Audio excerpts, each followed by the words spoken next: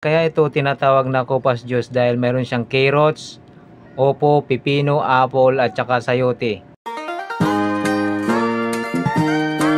So ayan mga kapartner, bali gagawa tayo ng juice mga kapartner. Ito ay tinatawag na copas juice. Para magawa natin ito lahat kapartner, siyempre babalatan po natin ito lahat mga kapartner. Mas mainam talaga kapartner pag marami kang pambili mga kapartner para marami kang magawang juice.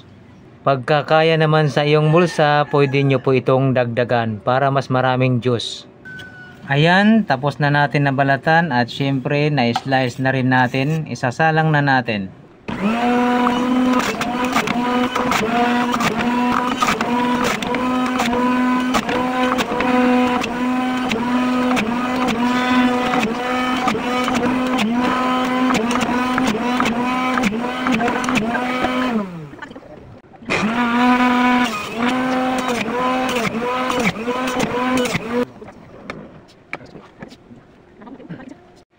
It's yummy, delicious.